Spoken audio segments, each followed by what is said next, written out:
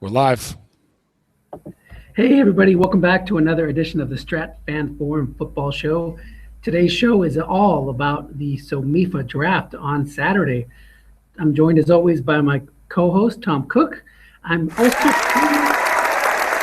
playing a game on the podcasting, or Stratcasting, or whatever you want to call this.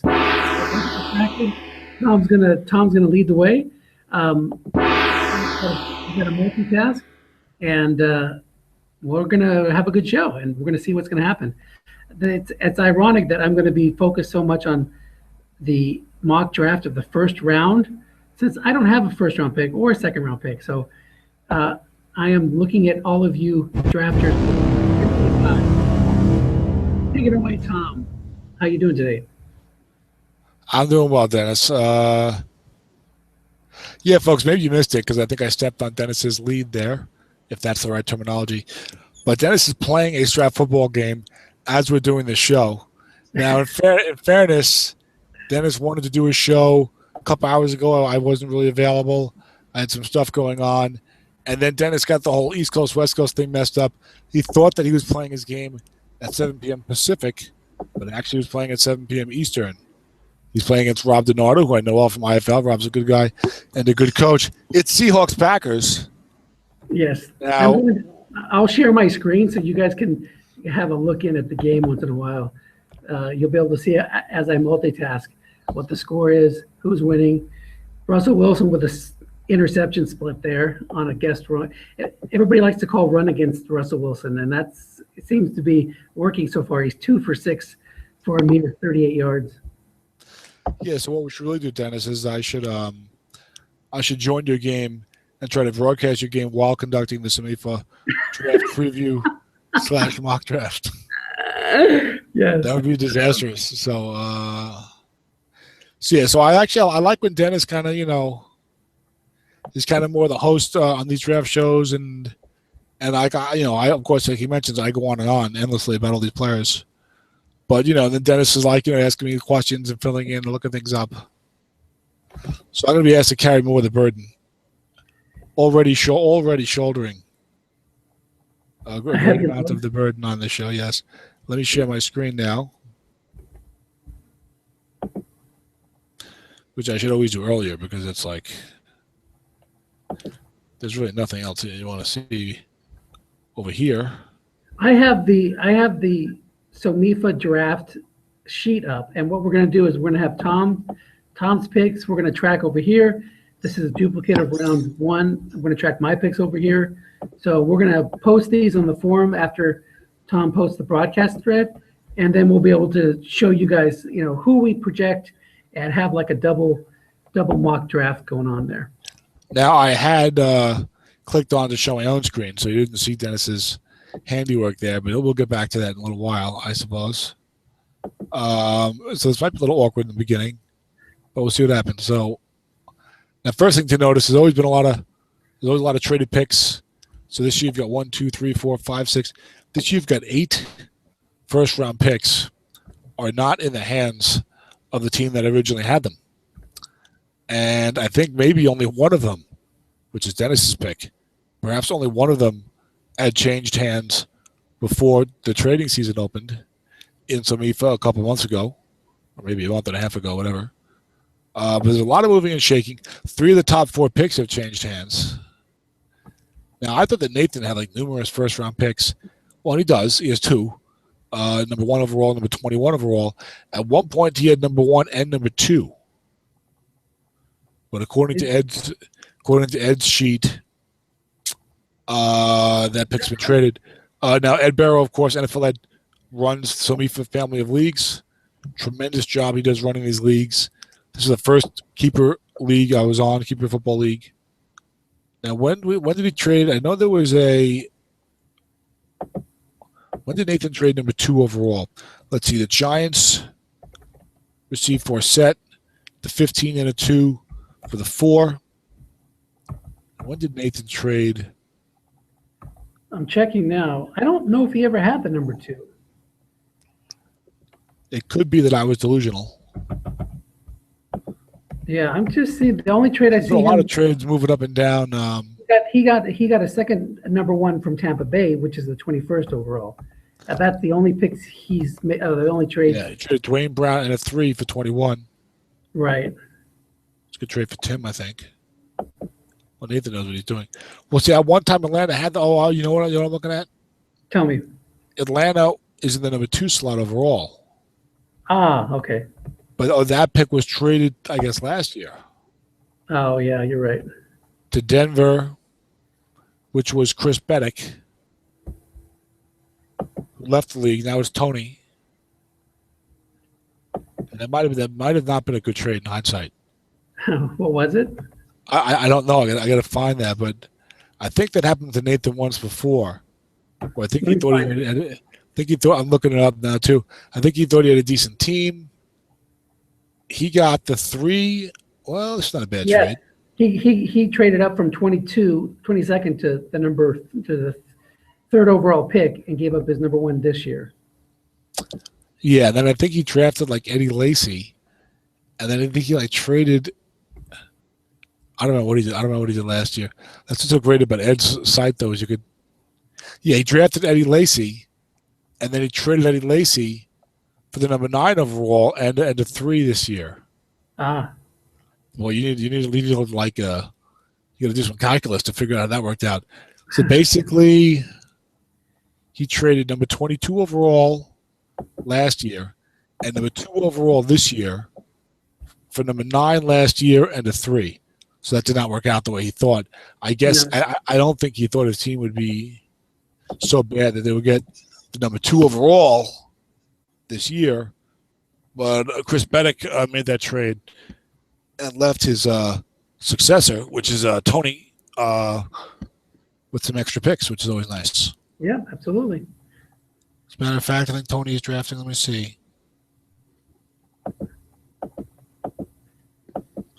Tony drafts number 2, and here's another high pick, I think. 2 and 12. Yeah, 12's. No, he has my pick too, doesn't he? Yeah, that's right. He got 3 first-round picks, 2, 12, and 22. He almost had 4. We had talked about trading. I talked about trading number 20 overall for Kelvin Beachum, offensive left tackle for the Steelers, 5'7", before trading opened, and then I kind of got cold feet, and I kind of backed out on them, kind of maybe screwed him a little bit, but we ended up. He ended up accepting my apology, so which is good. Thank you, Tony, for that. I should have done that. I had made an offer. I should have just said, yeah, I made the offer. I shouldn't back out. Even though there's no official deals. You know what I'm saying? Yeah. Because he's not going to trade me again in the future. And in July, because like you backed out last time, so I hurt myself there. But anyway, but then Atlanta traded up to get number 1. How did that happen? Well, they just did that. That was one of the trades they did recently. They, let's see, go back to the top. ATL. They traded. There you go. He traded DeMarco Murray, right, and strong safety 55 Will Hill for number 1 overall. Interesting deal. Yeah, Arizona likes trade. So I think it's the second year in a row. Arizona had the first pick overall and traded it. I think they traded it for Calvin Johnson last year, and this year they're trading it for DeMarco Murray and Will Hill. I think that's Kurt, right? No, that's Bob. Okay, that's Bob. Kurt's in the SSFA. So Bob, I guess, likes doing that. Likes maybe the ratings better. I know he's traded for guys like I think that's in this league, but it might be another league. Thomas DeCoud and Chad Greenway in recent years. I traded a lot for them when they were 6s, and it didn't work out for them that well.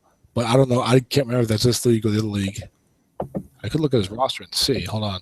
It's definitely. I know. I traded with him to get that number 3 overall pick. That was DeCoud, and my number 1. And at the time, he was rated a 6. So yeah, that didn't work out very well. But and I traded him Chad Greenway. Yeah, so he likes some of the veteran guys, likes the rating, and it hasn't worked out that well for him so far. Although it looks like his team should be improved this year. I see a bunch of 5s in the secondary. So you got Joe Flacco and DeMarco Murray. You do have Calvin Johnson. So maybe you can finally turn some of those trades into a postseason appearance, perhaps. I don't know. Yeah. So they certainly would be overdue, that's for sure. So you've been struggling a little bit the last couple of years. So Atlanta drafts first. And we're off to a slow start here with the show. See, they look at Nathan Trader. Nathan, I mean, he's got all these. No number one, Arizona number one, Denver number one, Denver number two, no number three, no number four. So I mean, Nathan makes a lot of picks. Looks like a lot of trades. Looks like he's got 4 picks in the first 2 rounds, which is really nice. And it's going to be number 1 and 21 in round 1. It'll be number 25 overall. I should say number 1 and 12 in round 2. So 1 and 21 in the first round, 1 and 12 in the second round. That's 4 of the top 30 picks in what is a pretty deep draft. Well, what is probably the deepest draft that I've encountered since really paying attention to the drafts, starting, I don't know, 4 or 5 years ago at least. So that should be good for Nathan's team. I don't think he knows for sure who he wants number 1. But you'd have to think, I mean, he's got Robert Griffin the third. He has to take a quarterback there, doesn't he? Yeah, he's taking Bridgewater. He's got to take Bridgewater. Yeah, I don't think we need to look much further. RG3's on the bench in Washington. It does not look good for his future, I would say. Although we did see in the SOMIFA draft, or the autumn wind draft, that it was 1-2 with Bridgewater and Bortles back-to-back. So that could be another way he goes. Wouldn't surprise me. But I think he likes Bridgewater better. Did you lose my audio for a minute? I did. Are you okay? Yeah, I'm okay. What's the last thing you heard me say? Don't worry about it. Anyway, yeah, I mean, he's got RG3. RG3 is struggling right now. He's on the bench. I would say his prospects do not look good. Bleak, I think, would be a good word for describing RG3's prospects. So you have to give Nathan Teddy Bridgewater first overall, I think. Don't you think so? Yeah, that's what I would. That's my prediction. I think that's what will happen. And he could really use some linebackers. So Khalil Mack or C.J. Mosley would be fine. But when you have a quarterback, Bridgewater looks, I think, at least pretty good. I think you have to take Bridgewater there. I really do. And then not only that, he's got all those other picks. So he can take, maybe he's not going to get Mack or Mosley, but there's plenty of other good players there with the other picks, including on defense. Absolutely. So he can pass on the individual rated guys and go for Bridgewater. So we're both going to project with Teddy Bridgewater to Atlanta number 1. I know Nathan likes to play the 3-4, so maybe Aaron Donald will not be too strongly considered. I'm not sure, but he has to take Bridgewater. I'll be surprised. I mean, it's Nathan, and he's really shrewd, and he's got a good way of doing things. But I still would be very surprised if Bridgewater does not go to Nathan number 1. Agreed. All right, let's look at who's going second here. Is Denver. That's Tony. Now, Tony has been an aficionado of some of my roster building talk and concepts.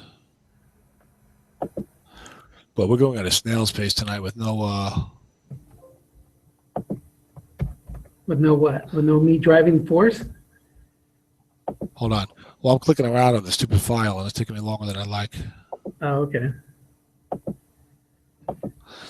Tony's been an aficionado of my roster building philosophies, which tend to say take a guy take a safe guy who looks real good at the position of greatest longevity when you're rebuilding. Now, I've started having some second thoughts about some of that. Because, for example, you can end up with a lot of guards there, okay? Right. Because then my spreadsheet work showed that guard is maybe like one of the least important positions in all of Strat Football. Outside of making sure you get a good pass-blocking left guard. So, given how unimportant it is, maybe I'm rethinking the ideas of guys like Zach Martin and Joel Bitonio, as good as they are, and they can have long careers. So that's based solely on the fact that the run rating rarely comes up? Yeah. Yeah, compared to other things in the game, yes. Okay. That the run rating rarely comes up, that the pass is more important than the run anyway, although getting a great rushing card is maybe the most important strategically, unless you're playing flat passes as runs, which SOMIFA doesn't look like we're going to do anytime soon. Right. And by the way, if you miss this, NFL Ed always does a really nice job involving all the league members having sort of a democratic, quasi-democratic. Yeah. He's sort of he's like a constitutional monarch. Yeah, he has things that he will not discuss, and that's totally his right. It's his league, but that's very small. It's a very small percentage. Most of the rules, most of the options, he's willing to let us have our say, which is cool. For example, we all know that Ed was very much against amending or getting rid of injuries or penalties in any way, yet he put it up to a league vote. Exactly. And he was redeemed. The people supported the benevolent dictator as, and that is not a dictator, I'm just using that term humorously.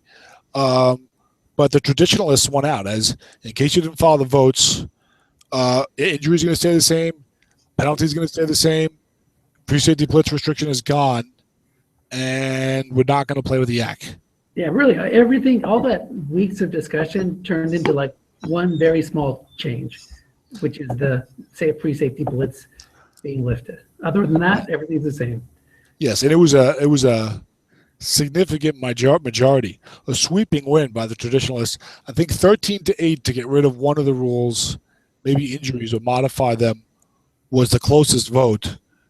The getting rid of one of the other ones, like penalties, was like something like 15-6 or something crazy like that. And then, of course, getting rid of the free safety blitz restriction was 17-2. So the one change was universally approved, makes the games easier. Now, Tony's got 3 first-round picks.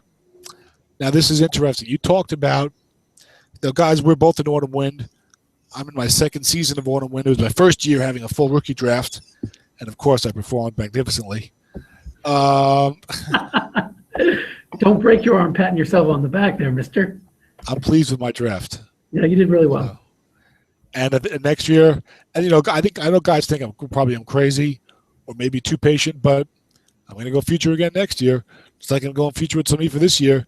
But then after that, I think that team will be good. So I like to go future a few years in a row, and then I feel like, bang, the team's ready to go. So, so in Autumn Wind, we drafted Autumn Wind last week. So Dennis and I have been through the ringer at least once. Dennis has been through the ringer at least twice by drafting SFFDL. Have you been in any other drafts so far this fall, Dennis? That's it. Okay. Just third time's a charm. Maybe you'll get it right this time. No. Dennis is, of course, a very good drafter. Tends to go for the year more than I do, and of course, he wins more championships than I do, so that works out well for you. So a lot of your picks will have more of a now factor, like Josh Huff. He's got a great kick return card. And by the way, of course, I always get sidetracked and I digress like I'm about to do now. But I really think having a real good kick return card is really helpful right now because, I mean, come on, what is it like? It seems like 80% of these kicks are 6, 7, 8, 9 yards deep in the end zone on these wonderful new kickoff cards that I really do like from Stratomatic. But there's a lot of bad opponent kick return cards. But if you got a normal kick returner who's got 6, 23 yards, you don't want to take it out when it's 8 yards deep. But you get a guy like Josh Huff, you take it every time.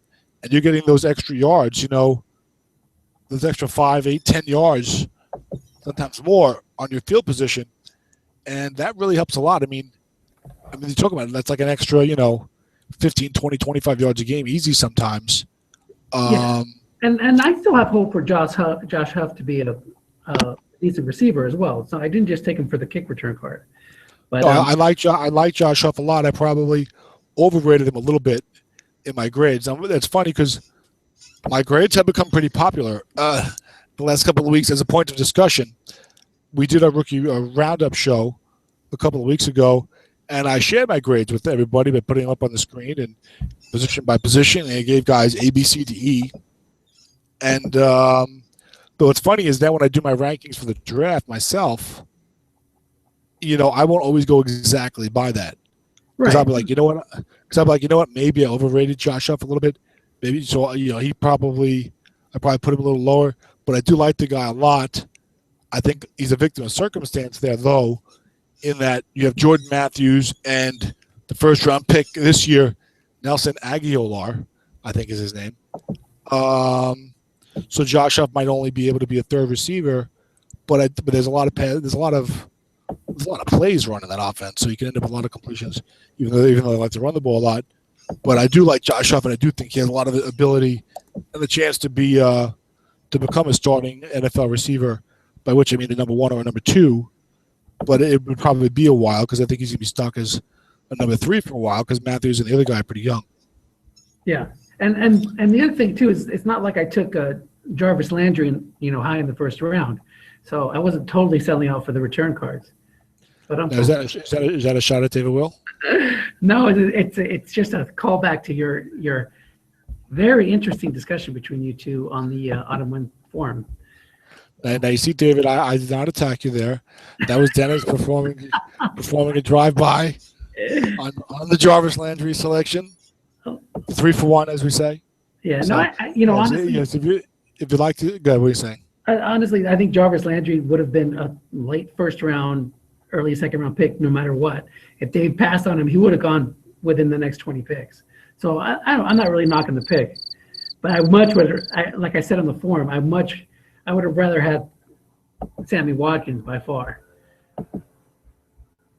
That's just me. Well, there's a big difference between number 18 and saying the guy's going to go in the next 20 picks. So I think he went number 12 or something, didn't he? 13, 14? No, 18. Oh, 18. No, I thought no. You sure? I think he went 14. I think it was 18. Like in the top 15 picks. Yes, well, you're mistaken. It was 18. Okay. Well, there you go. Shows what I know. Folks, hold on 1 second. I went left arm over. I put my shoulders over. Slight technical difficulty here in the cookhouse. Shoulders over. So that's a good name. If I ever do a solo show, that's good. The cookhouse. I call it the cookhouse. Give me a sip of water. Live from the cookhouse. That sounds good. Better than the outhouse, which we're all going to be. That's where my Autumn Wind team is going to be this year. So let's go on. The worse, the better. So what do you think? You? Very nice guy. Yes. All right. Now, so you talked about it. We started this segue by talking about the fact that in Autumn Wind, you had Bridgewater number 1 and Blake Bortles number 2. And I'll give you see a reprise of the quarterbacks going 1 and 2 now. Tony's got 3 first-round picks. Tony's quarterback is Eli Manning, who is 34 years old. I think, but is a fairly solid quarterback. Now, this team, let's see, what do they need? They got Alfred Morris in the backfield. They got Keenan Allen and Kenny Stills. They got Delaney Walker, so they could use another, like a stud receiver. You got Joe Staley, left tackle.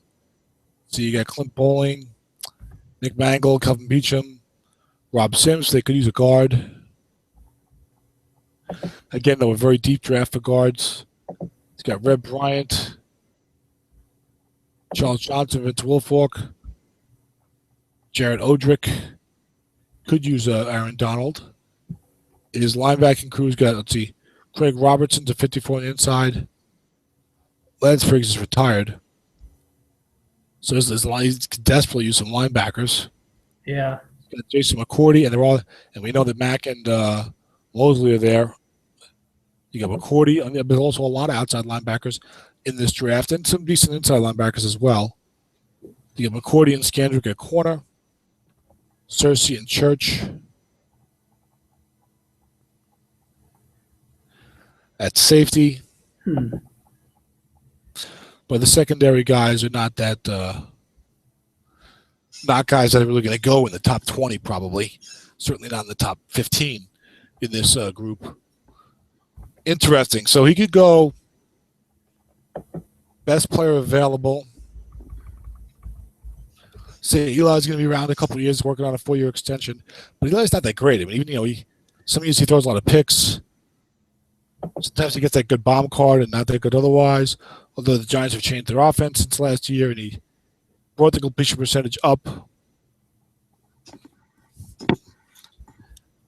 I know it's going to come down to how Tony feels about Blake Bortles and Derek Carr.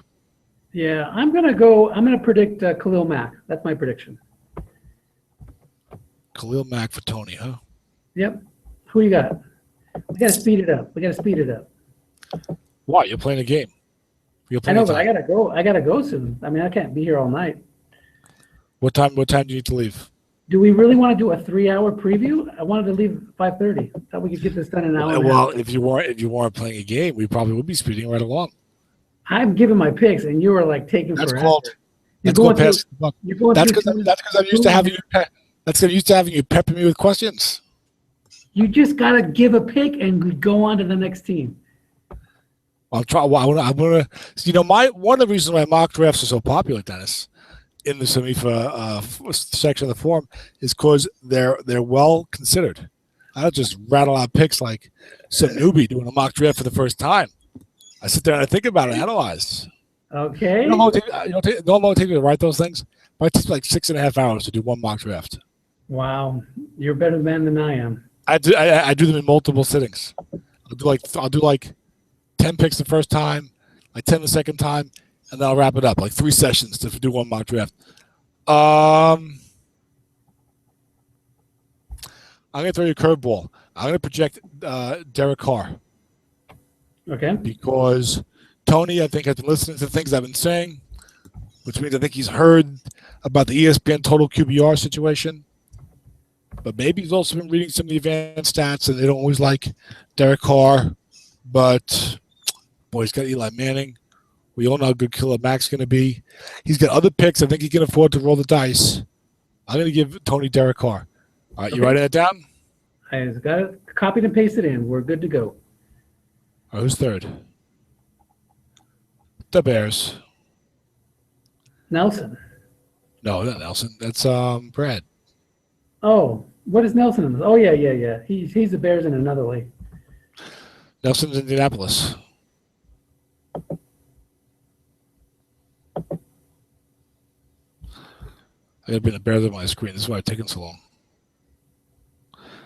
Now he's got Matt Ryan, so he's not taking a quarterback. That's for sure.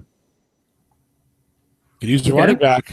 He's got Giovanni Bernard, Ahmad Bradshaw, and Trent Richardson. Okay. Now he took Richardson 6th overall a couple years ago. Took Bernard 21st overall last year. But I don't think this is a case of once bitten, twice shy. I think Jeremy Hill has shown more by far than either of those two backs did. So Jeremy Hill, I think, will be in the conversation. Definitely needs a wideout, but Brad has never struck me as the type of guy to want to take a wideout highly. He took Mike Williams, number 15 overall, back in 2010. But that, if I recall, that was like a weak draft or a strange draft. And he really didn't have any great options sitting there at number 15. So he said, screw it, I'll go for Williams. Plus, I projected him to take Williams. So maybe he felt that was reinforcing the idea of taking Williams. Now, guys, when I do these mock drafts, I am not recommending guys, really, for the most part. I'm not saying who I think you should take.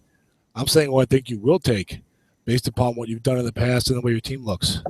So I don't think in this draft, with all the wideouts, he's going to take a wideout number 3, even someone like Beckham. Get Ryan Clear at center.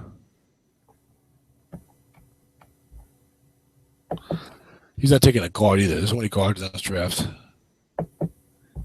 He's got J.J. Watt.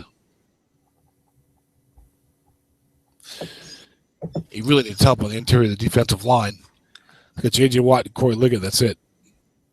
So Aaron Donald would have to be a popular choice here. Look at that linebacking core. He's got Justin Houston, Lawrence Simmons, and Thomas Davis. He's got AJ as a 4 if he wants to run a 3-4. You can go a cheap nose tackle 4 and have a pretty good front 7 for the year right there. Yeah.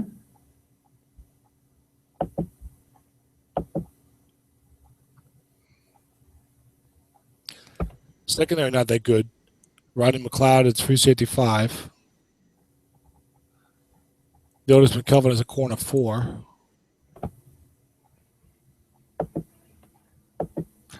I think that even though he likes long-term somewhat, and he's had success with guys like J.J. Watt and Justin Houston and Lawrence Timmons, I think he's going to go for Jeremy Hill. I think he's going to go running back. Jeremy Hill is clearly the starter for Cincinnati. You know they want to run the ball because their other option is throwing it with Andy Dalton and A.J. McCarron. I think Brad, if he can get a nose tackle 4 for the year, maybe even a cheap corner 4, maybe he can have some success this year. He's a good coach, but the team has not really done that well over the last 4 or 5 years. It's got Matt Ryan. QBRB rules the day. I'm going to give him Jeremy Hill, although I would not be surprised with Aaron Donald. I would be surprised with anyone else. I'm going Aaron Donald. Yeah, I'm going Aaron Donald. I think that's such a big area of need, and both the guys I have going 2 and 3 are like premier guys at their position. At least they project that way. So I got Donald going there. I agree with you that Mac and first of all, Mac would be a great addition. Sorry, Donald would be a great addition. That front 7, which would then have Donald, J.J. Watt, Justin Houston, and Lawrence Timmons. Hello, that's pretty strong right there. Yes. I agree with you that Mac and Donald are rock solid, pretty much. I really have no questions at all about either of them. They both got my letter A grade. It's a coveted Tom Cook A. Only 9 players got it. I'm still going to project Jeremy Hill here for the Bears. Sounds good. Again, I'm projecting what I think they will take, not necessarily who I would take. Number 4 is St. Louis. That's Wayne. Moved up. Wayne moved up from 15 to 4. Gave up Justin Forsett. There was some other stuff involved in that deal. Yes. But we all know this was a shrewd move because Wayne has needed what? Ever since Matt Schaub fell off the table. Yep. Quarterback. Yep. He's got Ryan Mallett, and Ryan Mallett is not the starting quarterback for Houston, as you all know. If you watched Hard Knocks, and Mallett responded by showing up late to a practice, like an hour, oversleeping allegedly. Just a couple of days later, I'm sure. Later, coincidentally, not really. Yeah, I'm not even going to look at Wayne's roster because I know it pretty well. He's got to take whatever quarterback is there, so I'm going to give him Blake Bortles. I'm going to give him Blake Bortles too. So that was a shrewd move by Wayne then. Yeah, because he will be ecstatic if Khalil Mack and Donald go 2-3 because it'll give him the choice, or at least one. If Bridgewater goes 1, and then some other defensive player goes 2 or 3, he knows he's going to get a quarterback. What I'm thinking is he sees that Chicago drafts 3rd, and they've got Matt Ryan. So Chicago's not going to take a quarterback 3rd. So he trades into number 4, and he's going to get one of the top 3 quarterbacks. Yep. So Carr or Bortles, and maybe his choice, like you said. Bridgewater goes 1. So, all right. So that was easy to do, and it was 5th. San Diego Superchargers. Now this is interesting because my mock draft, I've taken 3 quarterbacks and Jeremy Hill off the board, right? Yes.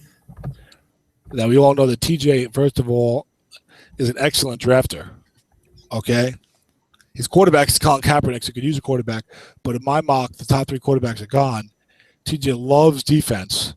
So in this mock, I'm going to give him Khalil Mack, who is the best defensive player available. And TJ loves his defensive players. I think he would be ecstatic if Khalil Mack was there. It'll be interesting if one of the quarterbacks is there, let's say Bortles or Carr, and TJ has to choose between that quarterback and the stud defensive player, because we know TJ loves the stud defensive players. And I can't remember the last time he drafted a quarterback highly. Kaepernick was, I think, a late 2nd-round pick. I don't think he's had a good quarterback really since Kurt Warner's last days. Yeah. So that'll be interesting if TJ has to choose between quarterback and stud defensive player. Dennis, who do you like there in your mock where you have one of the quarterbacks still available? Yeah, I have Carr still available, but I'm going to give him C.J. Mosley. I think he just loves those defenders. So you're basing that upon your knowledge of TJ and how much he loves the defensive guys, correct? Yeah, and he might not be buying into cars. Some people don't buy into cars due to a lack of arm strength. So we'll see if that holds. Yes, yeah, I think there are questions on both Bortles and Carr.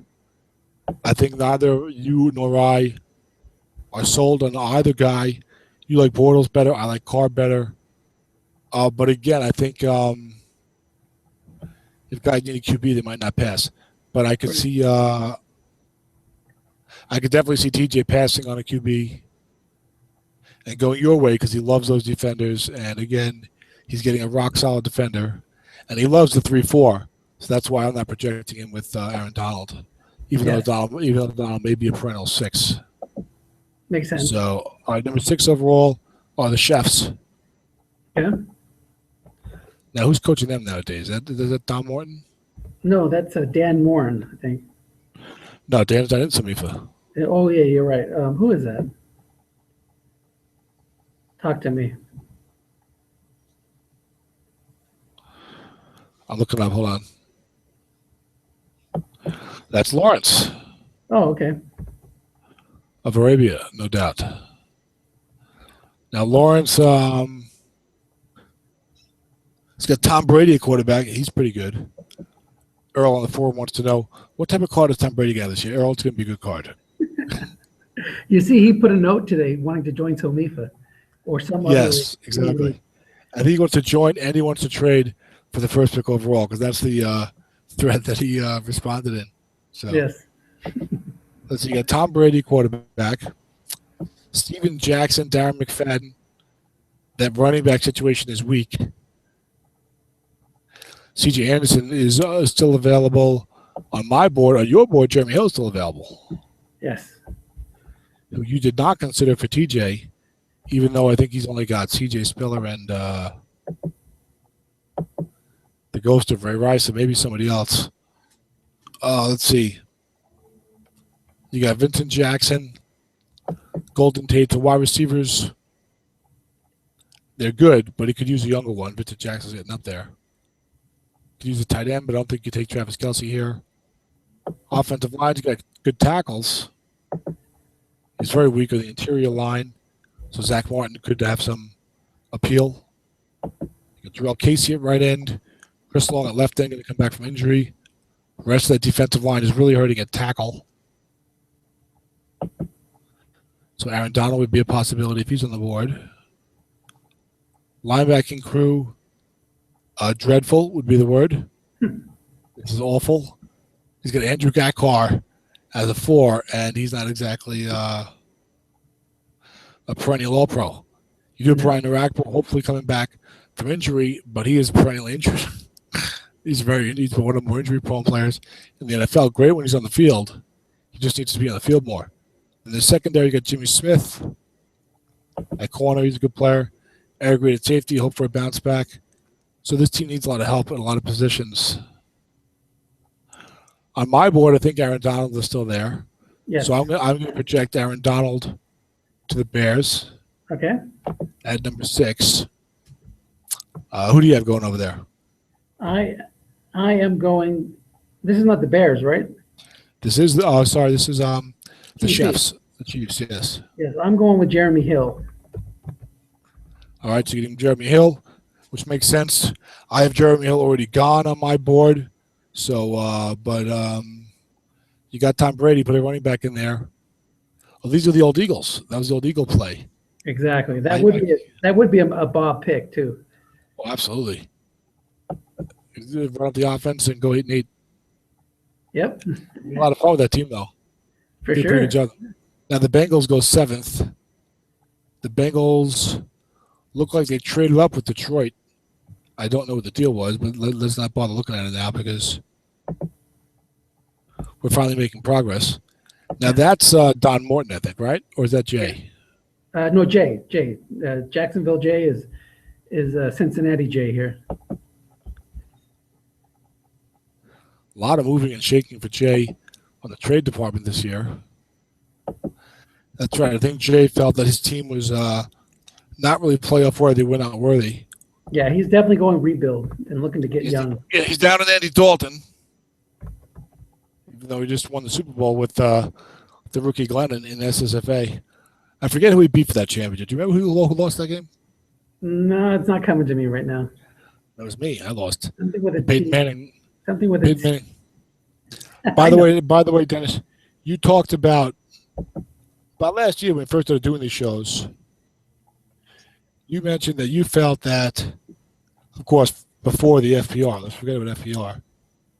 That Strat was really a running back game, and Okay. that what you really wanted was that great running back card, and at least a decent quarterback, as opposed to vice versa. Right. Now I'm going to tell you something.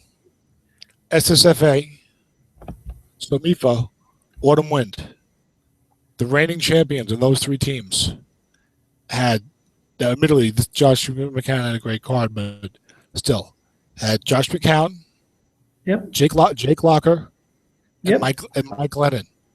Those are your three Super Bowl winning quarterbacks. But what were the running? The running backs in those teams were Fred Jackson with a top-notch card, Yep. Shady McCoy with a tremendous card, Yep. and Adrian Peterson with one of the best cards in the set. Yeah. So, in three of the most competitive leagues out there, three of the toughest leagues out there for GM and coaching, you had the great running back cards with two below average quarterbacks and one real good quarterback card, Josh McCown, winning the Super Bowl. Interesting. So that feeds into your theory that what you really want is that great running back card. The problem, though, is that where do you get it? Because Adrian Peterson and Marshawn Lynch are few and far. Jamal Charles are few and far between. There's only a few guys that get that real good running card every year. There's far more guys who show up out of nowhere and get it. And really, by the time a guy establishes himself, like Jamal Charles or whatever, by the time he kind of proves that he is a real good running back, you can't trade for that guy. No. They'll cost you everything you have. Yeah, it's interesting in the league that you call the championship game where I won. I had Adrian Peterson and I traded for Adrian Peterson, but boy was it costly. I must have traded like five or six picks in the top 3 rounds over 2 years. So like it was just nuts how much I had to pay. You can go look it up if you want. But that was in a spring league where you already knew AP was going to be out for the next year. Already had no card. Well, I traded it for him before that happened. Before he had his little run-in with the law. Oh, okay. You mean before he abused his son? Yes. Okay. Sometimes I don't like to sugarcoat it with these guys, especially since I'm not a member of the proper media. Yes, I'm with you. Jacksonville J, Cincinnati Bengals. Now, he would probably like to draft a quarterback, and he may be chagrined if at number 7 there is no quarterback there. Now, I think we might agree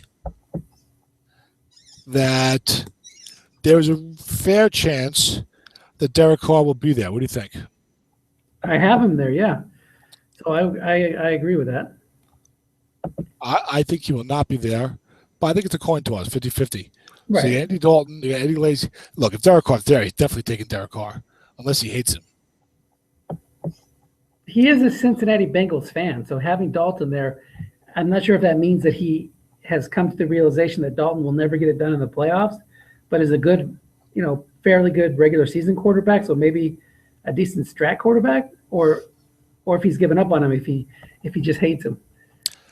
Based upon the comments in the SOMIFA thread, I suspect that Jay is no longer, if he ever was, I suspect that Jay is not enamored with the red rifle. I think he is ready to move on. If he gets the quarterback, he's going to take him. As a matter of fact, I don't recall him ever saying anything nice about Andy Dalton. And he was killing him last year and killing him this year. So let's see. Eddie Lacy at running back. I like Eddie Lacy's card a lot. He's got a nice card this year. So you got Akeem Nicks, Dwayne Bose, who can really use a wideout. Jay's more of a defensive guy. I don't see him as a wideout guy here, although depending on the personnel who's available, it could happen. Too many good defenders, though. Could use a tight end. Offensive line, Eugene Monroe.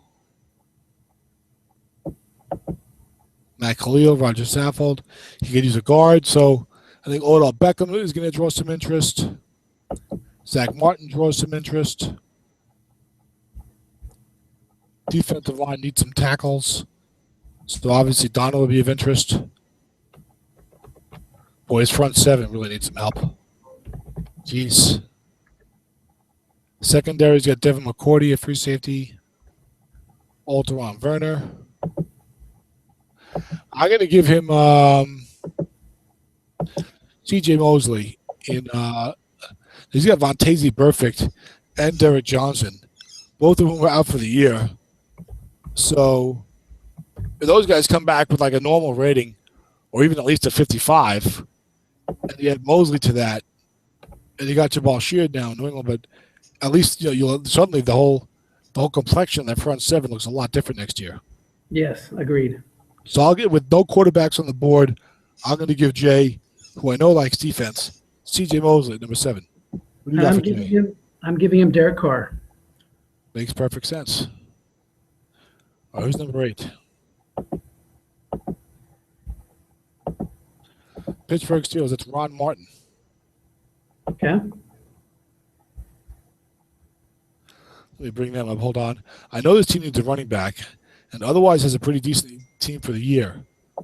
So I think you could see C.J. Anderson possibly going here. C.J. has the coveted Paul Mankiewicz seal of approval. Okay. I took C.J. number 11 overall in Autumn Wind, and Paul told me that was an excellent pick. That he did everything you like a running back to do. So Paul's a great GM. So hopefully he's right, and I feel a little better about the pick, knowing I got the Mankiewicz mandate. I like it. I click so slowly. I'm in the wheelchair tonight. I'm not in bed. Usually I broadcast from bed, and I click a little more slowly when I'm using the chair. Aaron Rodgers, the quarterback. He's pretty good. Yeah. You got Ryan Matthews at halfback. Enigmatic. He could use a wideout, but Ron's not going to take a wideout, number 8. Not if there's someone else he can use. You know what I'm saying? Yeah. Needs some help on the offensive line. He's got some pretty decent defenders there. The Sheldon Richardson incident has to be concerning to him. Yep. He's got Ian Williams, got Clay Matthews.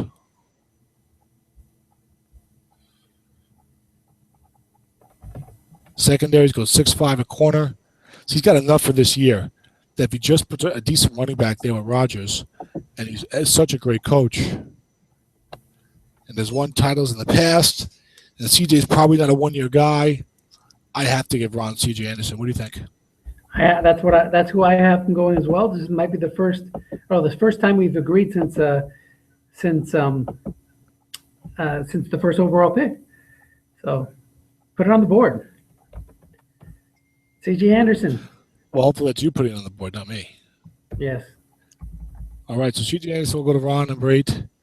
Number 9, New England. That is that used to be Mike Kuduk. We may have got a name change this year. I think it's Jeff Smith. Right? So Jeff Smith. One of the Jeffs. I know he's in the middle league. Hold on. No, Jeff Bevier. Sorry. I just have Jeff here. Do you know which one it is? I thought Jeff Bevier was Baltimore. No. There is no Baltimore, is there? Let me look. It's Jeff 622 at Comcast. The Jeff Bevier is in Philly now. Yeah, we had a game of musical chairs. This is Jeff Lindblad. This is Jeff W.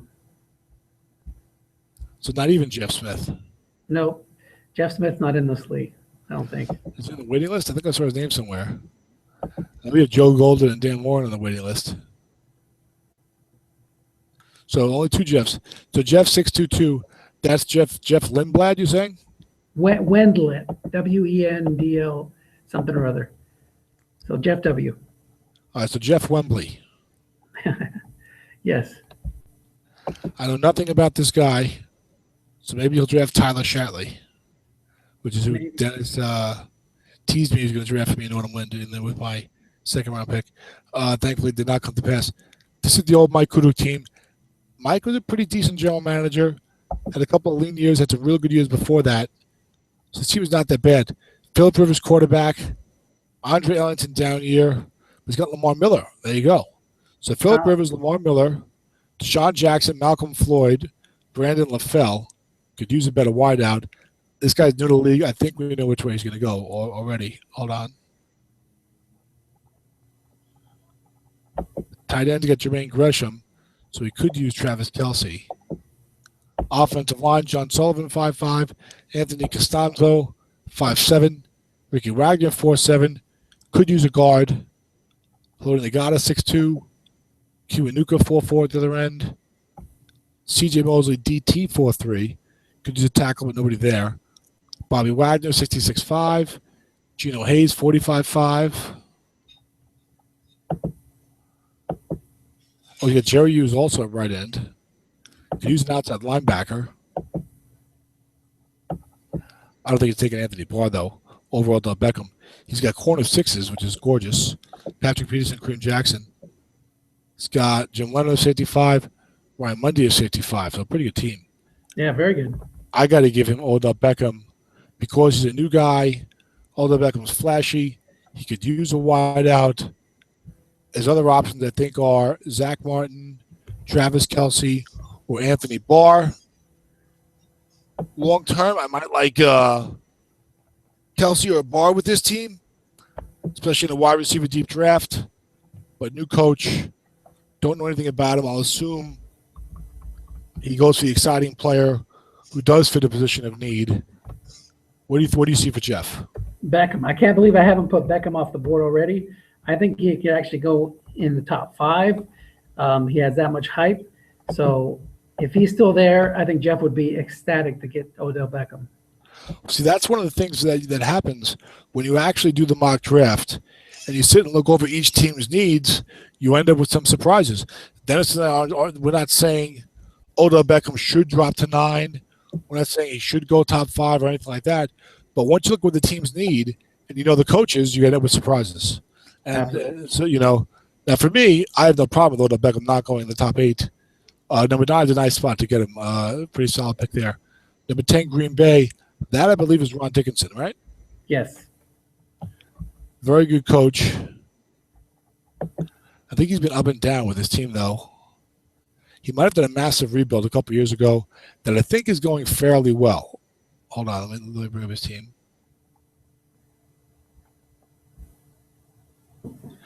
I think he's got Ryan Tannehill at quarterback, who I think we can all agree, Dennis, is an excellent quarterback, and you'd be happy to get him and other pieces for another quarterback. What do you think?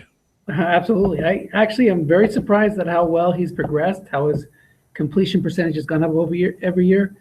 It was one of those things that you just were never sure what would happen with some of these young quarterbacks, but he's done excellent. I'm teasing Dennis because in one of these leagues, I think. No, I know exactly what you're referencing. I'm telling the audience. Okay.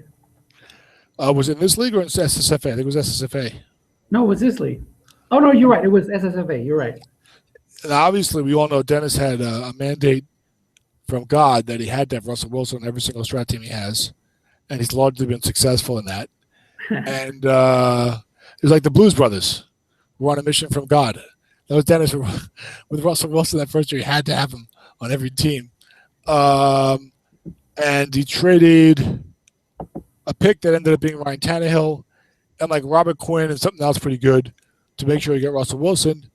Dennis has done great with Russell Wilson. He's a great coach. Russell Wilson's very good. He's been a far better strat player than Ryan Tannehill so far. But Ryan Tannehill, I agree with Dennis. I liked Ryan Tannehill with the naked eye when he was a rookie, but I'm a terrible evaluator of quarterbacks, so that means absolutely nothing. But he has progressed pretty nicely, and I think no matter where you got him, I think any coach would be pretty pleased if you had Ryan Tannehill as a quarterback right now. You feel like, all right, he's pretty good. Yeah, he's not Aaron Rodgers, but he's pretty good. Right. Absolutely. And Ron's got extra picks here, extra second-round pick, missing some other picks. He's got picks next year, so he's doing a nice job rebuilding. Got Ryan Tannehill quarterbacking, Matt Forte at halfback, Mike Wallace, Kenny Britt, not a lot of wide receivers. So now Ron, it's funny, Ron Dickinson also is a defensive type of guy. So he tends to favor that side of the ball, certainly over wide out, But there's real good wideouts here, so we'll see if he's tempted. Tight end, he's got Owen Daniels, who I think will have a resurgence with Peyton Manning this year. And has there been a more consistent Strat player in the last 7 years than Owen Daniels? Every year, this guy's the exact same card. Pretty good receiving flat pass tight end, decent short, can get you some units long. He's not great, but he's decent. It's every year, it's the same card. I had Owen Daniels. I traded him to Ron. I don't remember the deal. It was to get. Oh, wait a minute, I do remember it. It was to get one of those fluky running back cards that helped me for 1 year. But Ron was the smarter coach in holding on to him. Yeah, well, I've got Owen Daniels on my spring team, and I love him. I love him. You know, he's not great, but he's like, you know me. I like to run the 2 tight end. He's like the type of guy you can easily get second tight end. He's not that bad. He's not that great, but he does the job. You know what I'm saying? Very, very, very consistent. Let's see. Offensive line, Orlando Franklin, 5'7". Now, Ron is a long-term guy. Maybe Zach Martin could come into play here. Orlando Franklin, left guard. Alex Boone, right guard. Wisniewski, center. Lane Johnson at 1 tackle. DJ Fluker disappointing at the other tackle. So he does have a soft guard spot with Alex Boone. If you had Alex Boone, would you feel like it was a bit of a soft guard spot, or would you feel like that was pretty good guard spot? He's a 5'4" now. Is that right? 5'3" this year. 5'3". I think that's definitely an area where you can improve for sure. So Martin's a possibility, as are the wideouts. I guess Mike Evans would probably be the next wideout off the board. Let's look at the defensive side. Ninkovich is getting older. He's 31 now. He's a 5'9" left end. Gerald McCoy, 6'11". Justin Smith, right ends. We could use a defensive end. I don't see what you're not going to draft one of those here. Terrence Knighton at tackle. So 2 pretty good tackles. Knighton and McCoy. Justin Smith's retired. Maybe the Ron still has him. Maybe he's going to try and compete this year. The team is not that bad, really. Tannehill, Matt Forte, pretty good offensive line.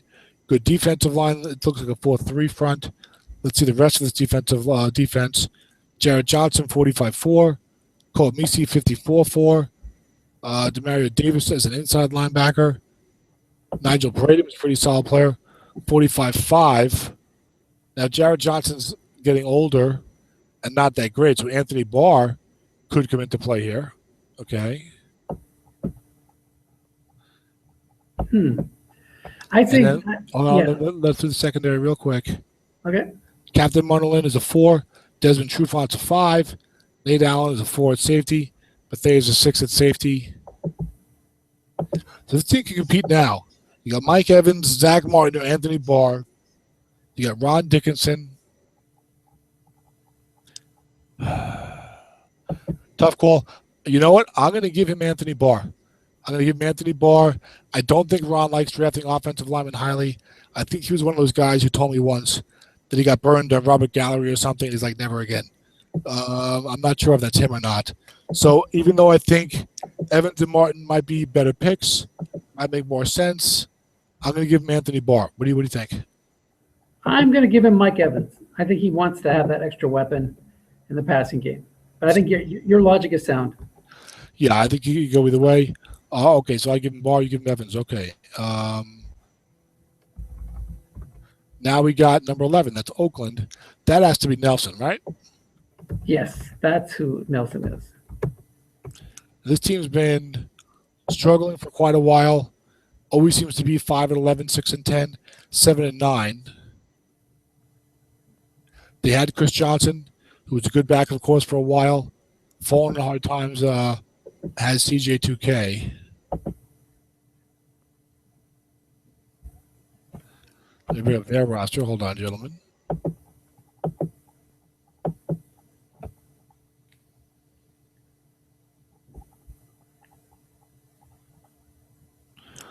Got Alex Smith at quarterback, very good card.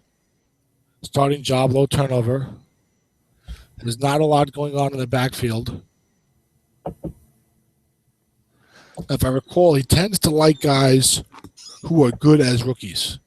Yes, he wants the card. But I think he goes for a combination. I think he goes for a guy with a good rookie year, but also looks like a good long-term player. Like I remember he traded down for Torrey Smith that year. Oh, yeah.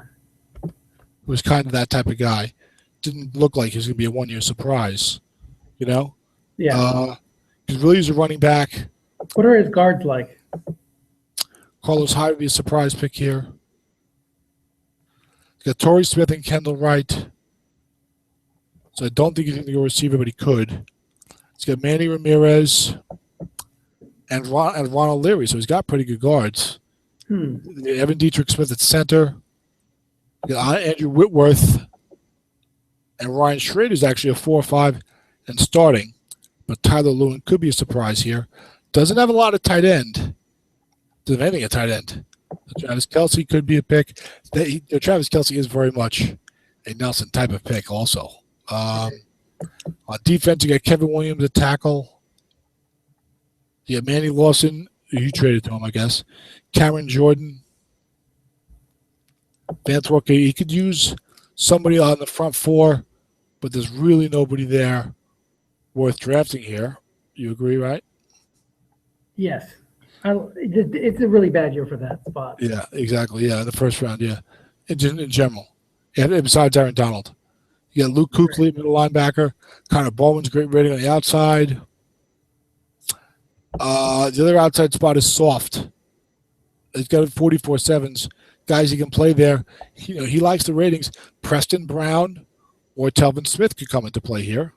I like that. He was a lot of safeties on this team. He wouldn't trade me any of them.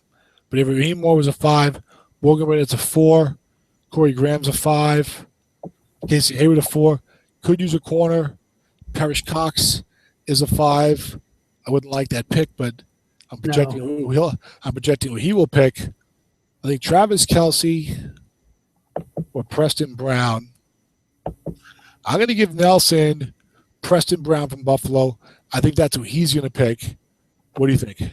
I'm going to give him Kelce because I think that's who he should pick.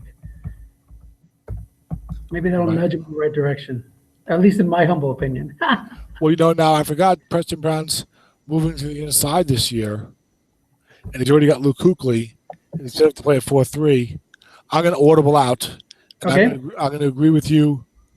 Maybe we'll take Telvin Smith. I'm going to give him Telvin Smith. Okay. Again, not who I think should be taken, but who I think will be taken. Very good. You know what always happens when I do this? I always get down to when I forget that I overlooked a guy. Hopefully the two of us doing that with this, that won't happen. Now that Tony comes back on the clock, Denver. And now who did I give Tony the first time around? You gave him Derek Carr. That's right. And you gave him Aaron Donald? Yes. I gave him Khalil Mack. You gave him Derek Carr. You there? Yeah, I'm bringing him up on the screen. Okay, just thought I lost you for a second. So in my mock, he's got Derek Carr. Running back is good. He could use a receiver, so that makes sense. He could use a guard.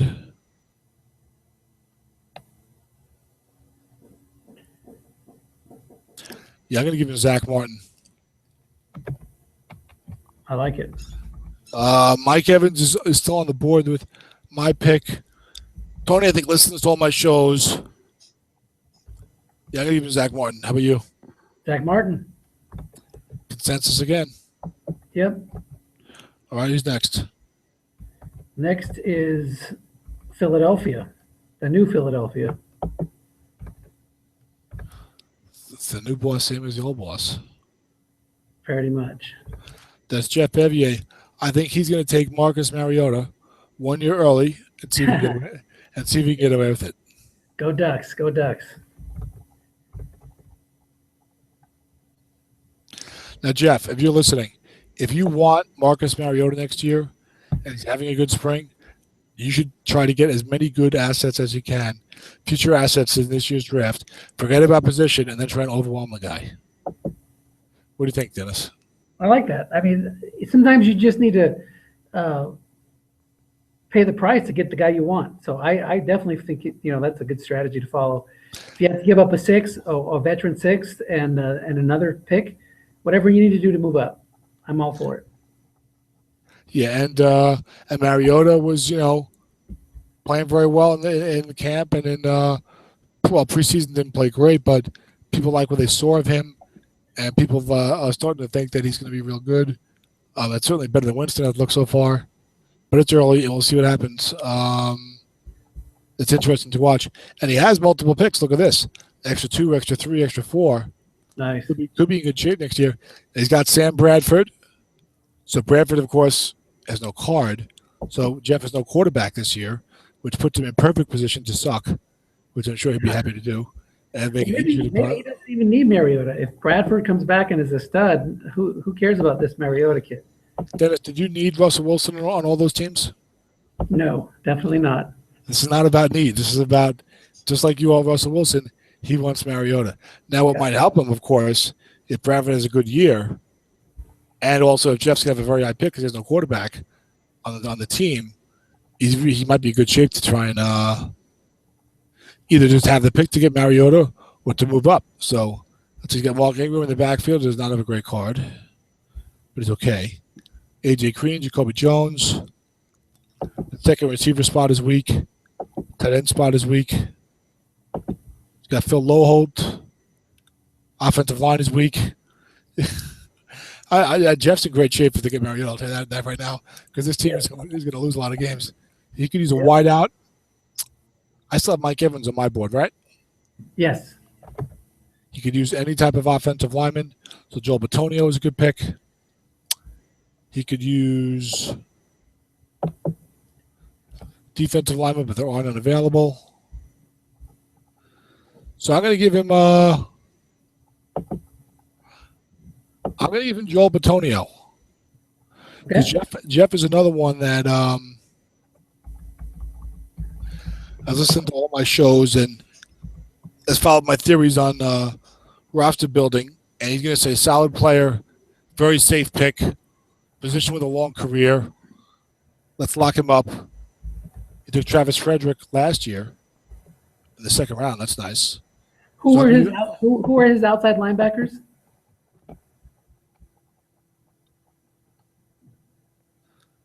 Levante David and none of the above. I'm going with. Now he does have Kiko Alonso and Gerard Mayo, so he could have some strength in the inside next year with Alonso. But go ahead. But I'm going with Anthony Barr because I haven't given him to anybody yet. Very well. All right, so I'm going to give him Bitonio. You give me Anthony Barr. I'll tell you what, either one of those would be a very nice pick.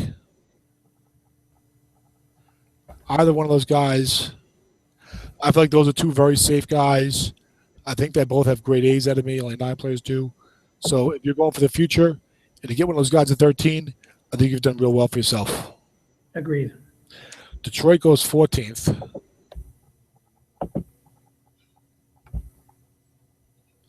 See, it's taking me forever to scroll up. Hold on.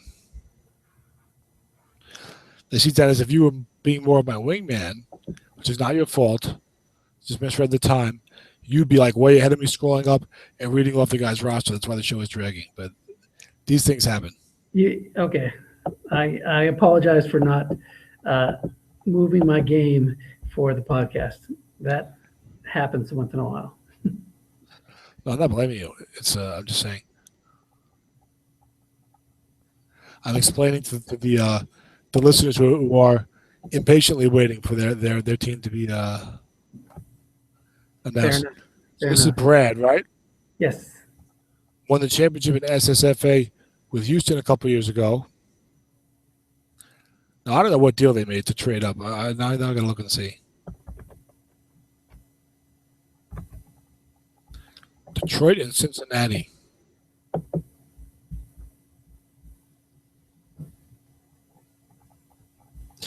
It was a simple move up. They got a third round. They got a third round pick. They got a mid 3. So they got number 14 and a mid 3 for number 7. Okay. Digging it. The Brad's got Matthew Stafford, Arian Foster, and Joseph Randall. So he probably figured I don't need the QB RB. Right. He got no wide receivers. So he's thinking wide receiver will be there for me. Right.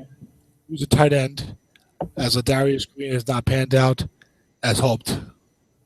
Well, I know who I'm giving him then. Oh, wait, we already gave Trevor Kelsey away. Can't give him that guy. Do we both give Travis Kelsey away? I think he's still available on my board. No, he's still available on your board, so you're in good shape. Let's see. But he needs wideouts. You can give him a wideout if you need to. True. His offensive line looks very solid. It's funny. He's got Justin Blaylock. He's got Marshall Yand at one guard spot. Then he's got Justin Blaylock and Ted Larson at the other spot. They're both 4.7s, but they both don't have much going on for the future. So that's weird. That's kind of weird. Yeah. You could draft on your board, Batoni's. They could draft Batoni and trade the other guy. I don't know how much you get for them, but defensive line, he's strong at defensive end, weak at defensive tackle. I'm seeing a lot of weak defensive lines right now, it looks like. So running the ball will be good this year, I guess. Yep. So Ryan Kerrigan at one outside. This is Kendall's old team. Right. So the disappointing Alec Ogletree, who we all liked last year, on the other side is a 0-4. You could use an inside linebacker. And there's not much available in the secondary. He's got two pretty decent safeties. He's got two pretty decent corners. So you go Travis Kelsey on my board or a wideout. Now, Darius Green, despite what I said, Gates is getting older. Maybe this will be the year for Green to shine. Deep draft for wide receivers. Kelsey's got the questionable ankle injury. I'm going to give him Travis Kelsey. I'll give him Travis Kelsey. Okay. And I'm going to give him Joel Bitonio. Even though he's got the two veteran 4.7 guards, you give him Bitonio, the younger guy. Trade those guys away for maybe mid-picks. Yep. That's what I'm thinking. I think that if it doesn't go my way, I think he would take a receiver over the guards. I think he'd go for Watkins over one of the guards, my own view. But okay. But hey, Brad's a good GM. He's been doing some interesting asset management, so he could very well go your way. Next, we have Renee, who was at number 4, traded down to 15 to get Justin Forsett, and I think has a pretty decent team this year. After a couple of down years, might be looking to make the playoffs again. Let's take a look.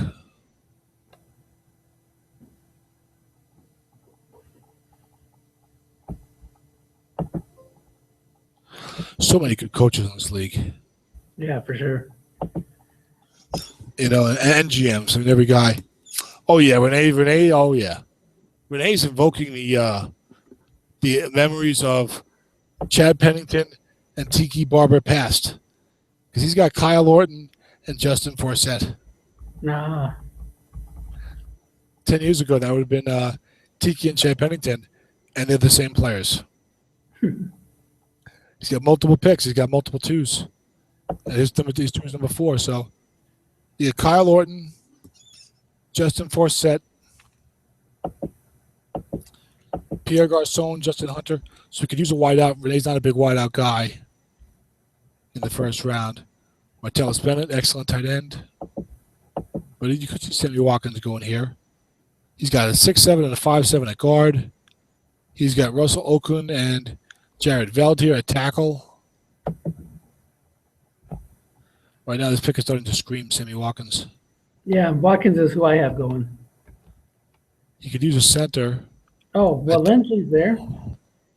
I don't see him taking Lindsley in there here. No, I don't either. Not Renee. These other, yeah. I think he'll live with a bad center if he has to. He's got Everson Griffin and George Selvey, defensive end. He's got Sindak Marks and Brandon Meeben at tackle. Now, here you go. He needs linebackers. He's got Mike Muhammad as an inside 5. The other linebackers are zeros. So you can see him going for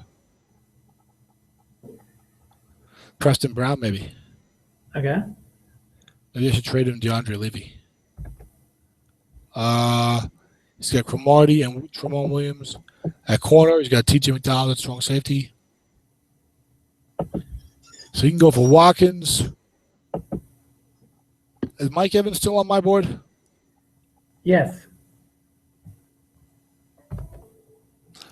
Renee is going for the year. I'm going to give him, and Preston Brown is not a bad player. I like his future better than Telvin Smith's, and Renee could use a future ILB anyway. I'm going to go with the coach. I'm going to give him Preston Brown. Okay.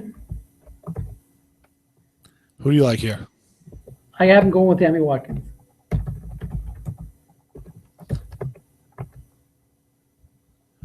I can see that. Okay. Number 16 is Houston. Is that Paul? Yes.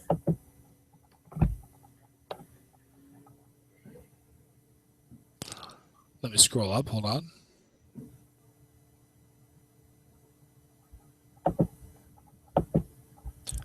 Okay, Houston Texans. He's got Drew Brees and Geno Smith, who he drafted in the second round last year. Paul, stop drafting these terrible quarterbacks in the top 24, please. Top 32. You have a reputation to uphold.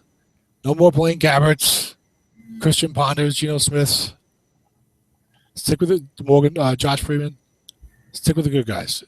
He drafted all those guys. You already had Drew Brees. Give it a rest. Anyway, Paul's ready. Paul's ready to mean business this year as well. Drew Brees, Le'Veon Bell, Jonathan Stewart,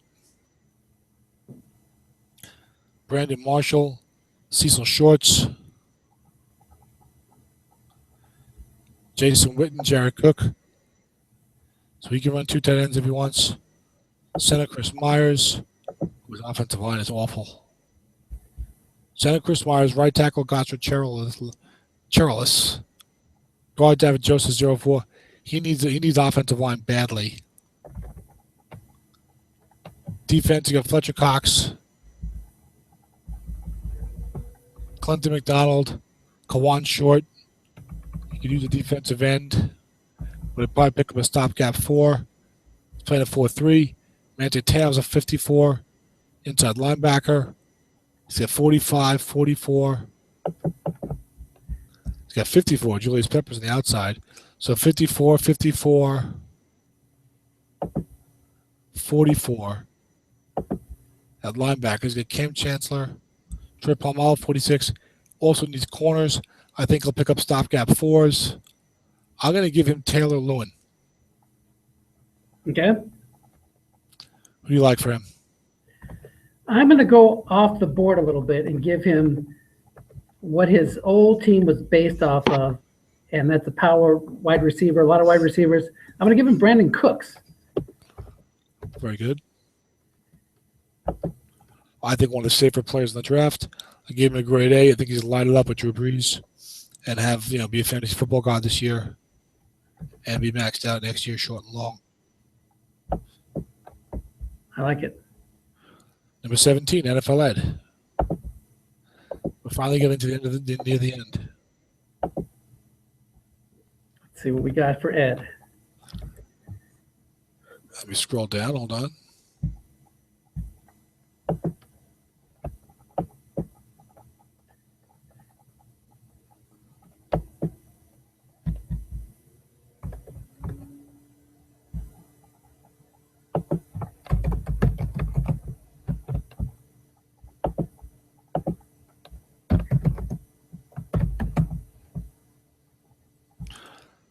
Ed's got Carson Palmer, quarterback. So you got a few guys, Renee, Paul, and Ed. Especially Renee, and Ed, I guess, who have a lot of past success in the league. Who we all know are excellent coaches. The teams outside of Paul's have not done that well the last few years, and this year they mean business. They are back in black.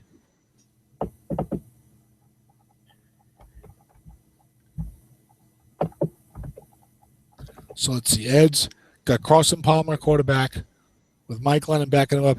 He drafted Glennon in the 3rd round, and he's got a veteran ahead of him. That's kind of what you like to do with Glennon, who I do think can play somewhere in the league. I wouldn't mind if the Jets had got him, actually. Denard Robinson, Bilal Powell, Shane Vereen. If he's going to go long-term, Carlos Hyde could be in the mix here. Got Demaryius Thomas, Brian Quick, Gronkowski. So he could use a wideout. I've got Mike Evans on my board. He's got a center 5'3", guard 6'4", guard 6'4", tackle 5'5", tackle 4'4". Could use a future tackle or center. Muhammad Wilkerson is a 6'0". Damon Harrison is a 6'0". Pierre Paul 5'12", 2. So he's got a great line for the year. 6'6", with good pass rushing ends. Jarrell Freeman is a 6'0" inside linebacker. He could use another. No, he's got Curtis Lofton's a 4'0" inside linebacker. Whitney Merciless 45. Eric Walden 44. He got a good secondary like usual. Eric Weddle 66. Malcolm Jenkins strong safety 55. Prince Amukamara corner 5. DJ Hayden corner 4. Could use a future corner. I think it'd be Mike Evans or Carlos Hyde. Mike Evans is on my board. I'm going to give him Mike Evans here. What do you like for the commish? I'll give him Carlos Hyde. All righty. Ed has been burned by a lot of first-round running backs, but Carlos Hyde's going to get the ball a lot. The way Ed plays, he doesn't need Carlos Hyde to be great. Just be like, over 1,000 yards, 4.1 average. They don't have a good passing game. Might get a good card. I'm not a huge Carlos Hyde fan, but that pick makes a lot of sense. I'm going to give Mike Evans because of my board, but I think your pick is very sound. And if Mike Evans is gone, which it very well might be, I could see Carlos Hyde going there easily. And I think he would be. I think he would probably even take Carlos Hyde over Sammy Watkins with that team. Because Ed knows if he gets a good running back, he's going to be in great shape. Because he always plays good defense. He likes to run the ball. He finds good plays in the positions. And he can always pick up a Kyle Orton type for the year in future years if he needs a quarterback for the year. Minnesota Vikings. That's Dale. So who, real quick, who did you give him again? Because I didn't copy yours. I gave him Mike Evans. That's right. He still was on your board. I think he would be really happy to get Mike Evans that late. But we'll see. I agree. I think you'd be cautiously optimistic about Carlos Hyde as well. Now, Dale does not have a lot of picks. This is like his only pick this year, pretty much. The first 4 rounds. He's got Peyton Manning. He's got Frank Gore. Dale loves to run the 4 wide, and he's low on wideouts. Very interesting. He's got Reggie Wayne, Roddy White, Harry Douglas, Donnie Avery. He's got plenty of wideouts in the team, but they're not any good. Tight end, he doesn't care because he runs 4 wide. So I could see him maybe going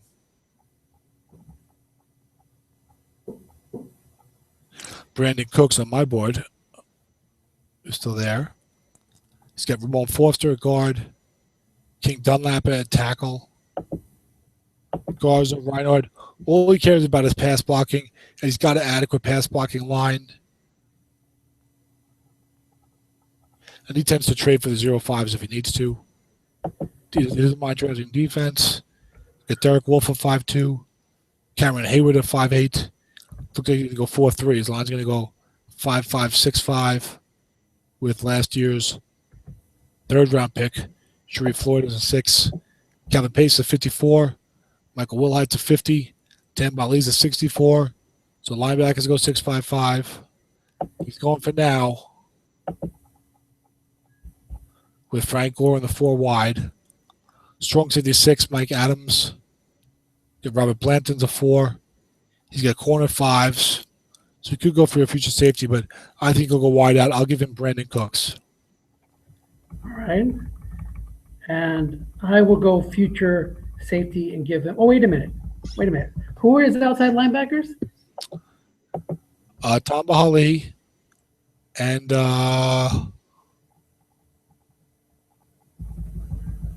Calvin Pace, 54'9", 64'9". All right. I will go ahead and give him my initial thought, which is Clinton Dix. All righty, more of a pure future pick. Both those picks, both same pure future picks. I don't see a lot that's going to help him for the now. But he is going for it, man. Is there? Gosh, you don't see any holes there? I think. Well, I'm not sure I've seen anybody that plugs the hole that well. His defensive line is 5.565.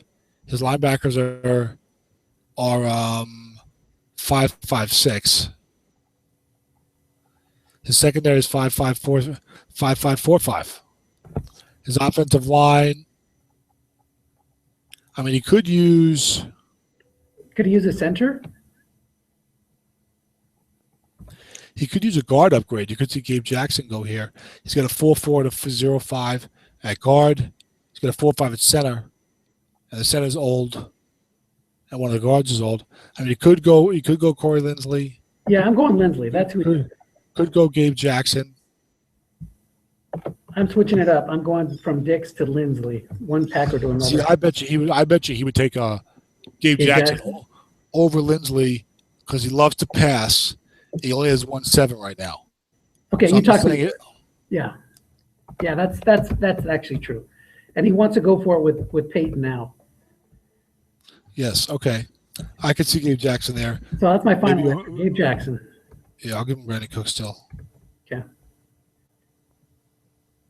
But I'd not be surprised if it was Gabe Jackson, even with Brandon Cook's available. Buffalo, now that's Scott, right? Yes. He won the title with the team a few years ago, right? Yes.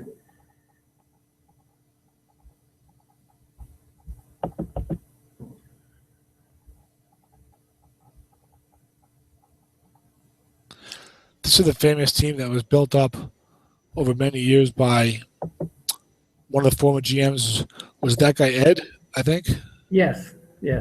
Ed Brooks, maybe? Ed Brooks, correct. And this team had a great team, was loaded for bear, was great everywhere, did really well in the regular season most of the time, but I don't think ever reached the Super Bowl and rarely even made the Final Four. Ed may have been a little frustrated, I forget, and left. And then Scott won the Super Bowl the first year. And they had Adrian Peterson and Jay Cutler and a bunch of great rated players and stuff like that. And now he's got now that falling on some hard times because AP's out for the year. Yep. And Jay Cutler is not that good. So Carlos Hyde could be a possibility here, although you expect AP to bounce back. So, but he is 30. So, and Scott's done a good job drafting as well. Randall Cobb, Larry Fitzgerald, young wideout to replace Fitzgerald could be a possibility. Is Sammy Watkins still on my board? Checking. I think he is. Yes, he is. Let's see. Then on the offensive line, this team always had a great line too. Mike Pouncey's a 4.5 at one guard. Ben Grubb's 45 at the other. Tyron Smith left tackle. Anthony Davis, who retired. And DeBrickashaw Ferguson. This team could use a center or a tackle. I already gave up Taylor Lowen on my board to another team. Kyle Williams, a defensive tackle. This team is really aging in a lot of places right now. Jared Allen, a defensive end. Marcel Darius, defensive tackle. DeMarcus Ware, defensive end. Patrick Willis retired. Sia Moore looks like he's going to be a backup now, possibly for the Colts. I mean, James Harrison. You can see this team was great 2 or 3 years ago. You got Rolando McClain. Could use an outside linebacker. Boy. Secondary, he needs Jarvis Bird to come back. Oh, the rest of the secondary is brutal.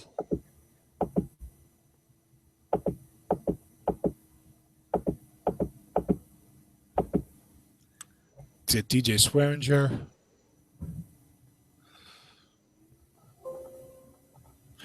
Roll the dice with Kyle Fuller. He could go Carlos Hyde, Sammy Watkins. You know what? Scott's a good GM. I'm going to give him Carlos Hyde because if Carlos Hyde is good, he can trade either Hyde or Peterson because he needs a lot of help and a lot of spots, and that'll give him multiple assets. And I think that's the way he's going to go. Now, your board, Carlos Hyde, is already gone. Yes. So who do you like there? I am going to. What were his offensive tackles like? One spot was strong with Tyron Smith.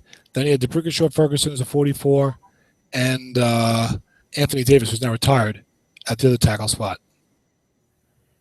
And you could use a outside center. linebacker? You had a whole outside linebacker as well. So Preston Brown for me. Yeah, he's got a whole. Okay, that's not bad. Okay, all right. Who's next? Number 20, the Jets. I don't know what to do. I thought about trying to move up. So see if I try and do that. Can you now? Are you busy? Did your game over now or no? Yes, the game is over. So can you share your screen and bring up the mock draft so far, so I can blow it up big. Okay. Blow it up much bigger. Yeah, I got to get to my Zoom. Where's my Zoom? So I can see who's gone. Now my team could use a running back, an offense that day. Perfect. I could use a running back, an offensive tackle, any kind of defensive lineman, a linebacker, and a safety. You can see why I'm trying to trade, because my needs don't really match up great with the best available players here. Right.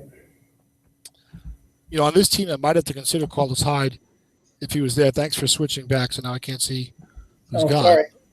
I wanted to see your team, but go ahead. If Carlos Hyde is there, might make sense for this team, even though I'm not a big fan of his. Taylor Lewin is off of both of our boards, I think. No, he's on your board. Okay, well, but he doesn't play the left side, so that bothers me. I might go best available player here, just to. I could use a guard, possibly.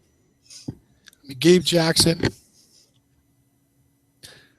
Clinton Dix. All right, in my draft, he's still there, so I'm going to give myself Clinton Dix. Okay. Even though there's a lot of safeties I like on the board. And then who are you giving to me? All right. I'm going to give you Taylor Lewan.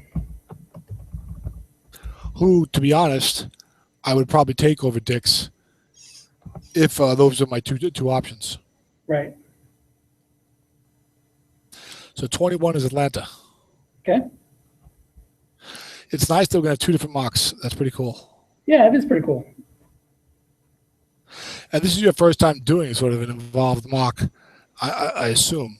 So they're kind of interesting to do, aren't they?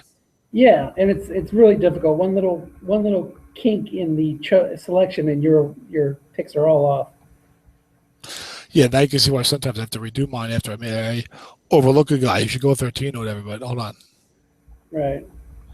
By the way, this mock draft is brought to you by Zeb Strong, who wants to see only written mocks and does not have the time to sit and watch a video, especially now that he's married. But anyway, so an extra one next year. Picked up your one next year.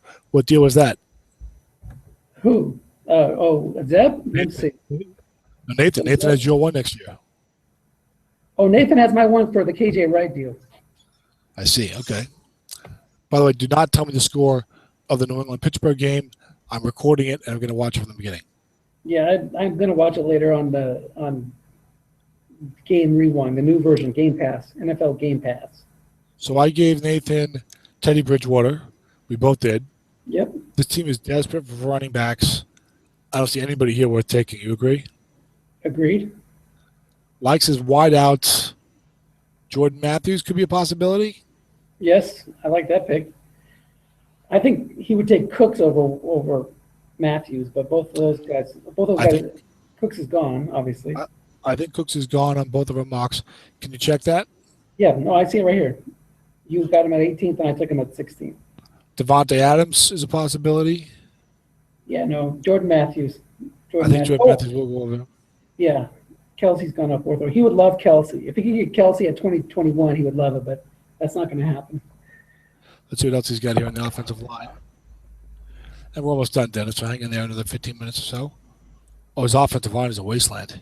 You got Kevin Zeitler, Charlie Johnson, Eric Wood, and that's it. Eric Wood, 4.5. So I could take. He likes Jake Matthews.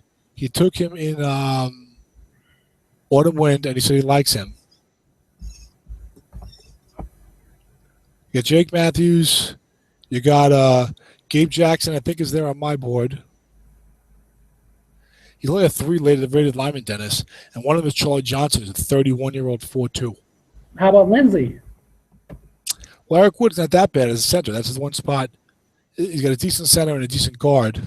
Well, we know he loves to trade, so he could just trade off whoever. Yeah, but I'm going to give him. I'm going to give him Jake Matthews. Okay. He likes Jake Matthews. Well, you know what? Jake might be about to move to right tackle. They might be signing Jake Long, of all people, who's also on this team. I don't have a lot of faith in Jake Long. Matt Ryan gets rid of the ball well, doesn't take a lot of sacks from what I've read. That throws a monkey wrench in things. That was his secondary. He likes his secondary guys, too. Yeah. His linebacker crew is awful as well. Avery Williamson's still there. Yeah. His corners are bad. Jason Verrett or Kyle Fuller could come into play. Yep, Fuller. I'm going to give him Jason Verrett, believe it or not. I'll give him Verrett over Fuller. I'll give Nathan Jason Verrett. Who do you like for Nathan? Jordan Matthews. Okay. Paste it in, ready to go. Who's next? Denver, the 3rd pick of the first round. See, now you can easily scroll up and start talking about Denver's team. Yeah, you want me to do that? Yeah, that'd make it faster. Okay. So Denver has, we just gave him, you gave him Carr, I gave him Mack, you gave him Zach Martin, and I gave him Zach Martin. So he has Zach Martin and Mack on mine and Zach Martin and Carr on yours. He could use a wideout. He could use. His offensive line's pretty solid. Defensive line's pretty solid. Oh, I know who he's going to take. Maybe. Oh, no. He has Vince Wilfork, so he doesn't need that. I was going to say maybe Justin Ellis, but he doesn't need him. Don't look at my screen right now because there was just an ESPN score update. Hopefully you did not see that's that. fine. I was selfishly looking at my own screen. Okay, I'm going to give him Avery Williamson. He needs an inside linebacker to go with Craig Robertson, and Williamson's still on the board. I think that he is not thrilled with Williamson. I think that he likes to look at my I think he follows a lot of my philosophy. He could use the safety. Could see Calvin Pryor here. Could see Ryan Shazier here. I think he's going more future. Could see Trent Murphy here, who I've been waxing a lot prolifically about. Could see a wider here. I could give him Jordan Matthews.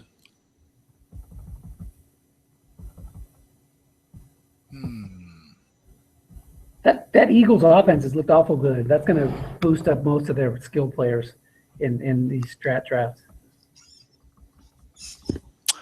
I'm going to give him either Jordan Matthews, Ryan Shazier, Trent Murphy, or Calvin Pryor.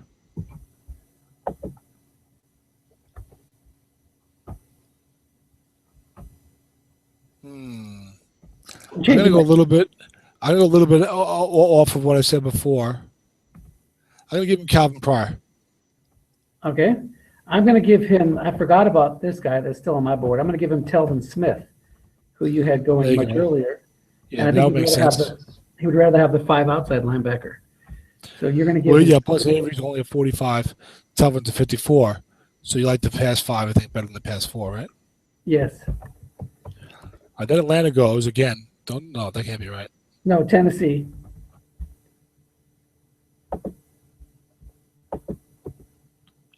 Hold on, Atlanta went. Oh, went to 23 already. Yeah, 23. All right, Tennessee. John Madden is still in this league, right? Yes, he is. I think so. Yes, he is. Why don't you go through Tennessee's team real quick? Okay. And if you guys are wondering what my rank tab there is, that is the list of players as they went in autumn wind. So. By the way, Dennis, I'm sharing my screen, so Okay. I don't see your stuff. Okay. No, that's good. Share yours. Okay, so Tennessee usually is a perennial powerhouse. He's got Ben Roethlisberger and Jamal Charles as his 1-2 punch. His wide receivers are Andre Johnson and Emmanuel Sanders. His tight end's Greg Olson, so he's got excellent skill players across the board. His offensive line is full of 7s and 5s.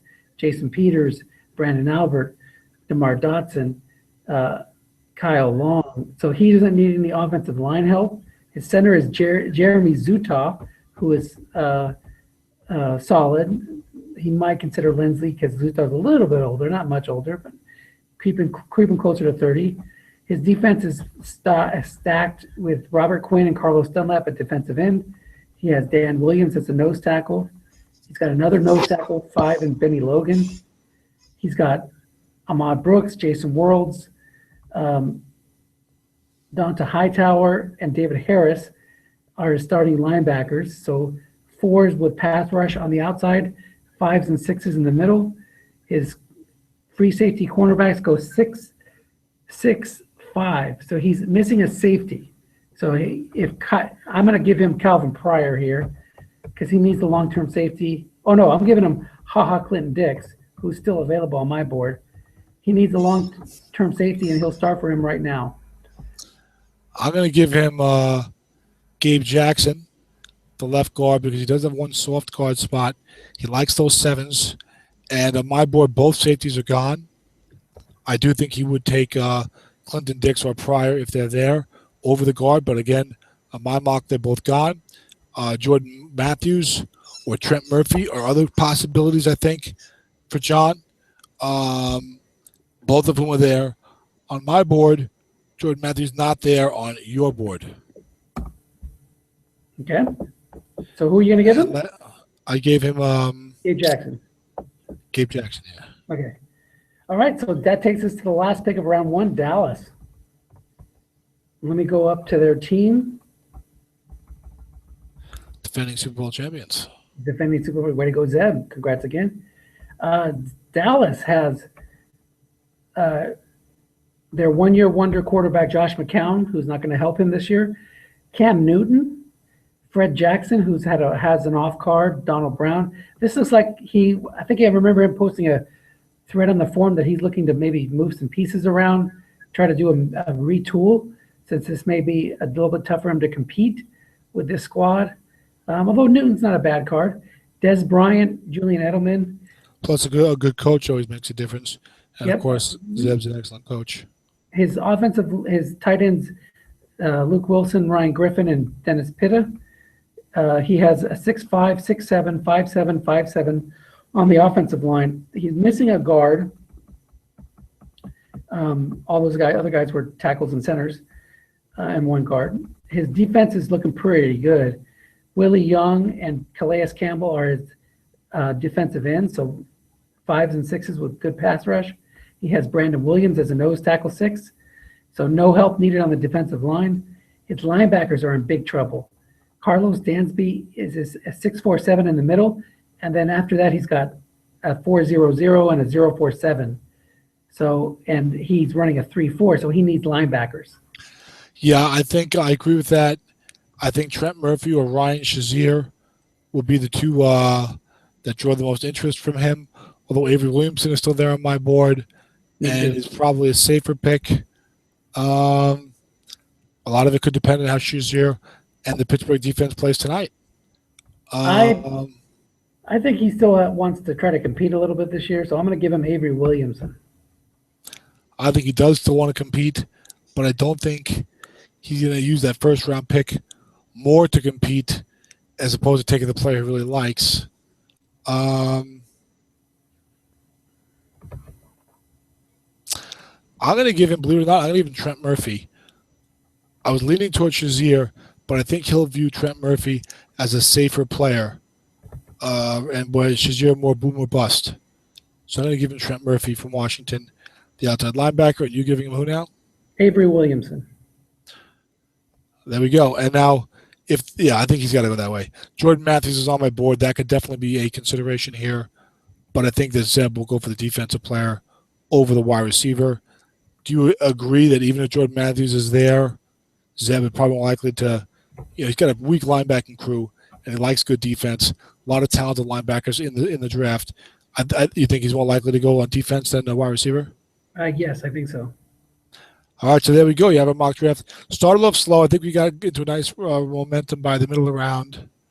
Next year we'll try and plan it better. That was really my fault. Dennis was looking since yesterday to plan this thing. And as you could tell, near the end when Dennis was able to go through the teams, I think things went a little smoother, but guys will still enjoy it. They have another mock draft on almost the eve of the official draft. So Dennis, you're going to post this in the forum, right? I'll post the mock draft, but you post the video since it's your video. Yeah, exactly. Yeah, I meant you're going to post the mock draft results. Yeah, I'll do it as a response to your initial post. Okay? Roger that. All right, Dennis. So everybody, good luck Saturday. See you at 11 a.m. In the most competitive Strat League in the online community. Word. Later, Dennis. All right, take care. Bye-bye. Bye.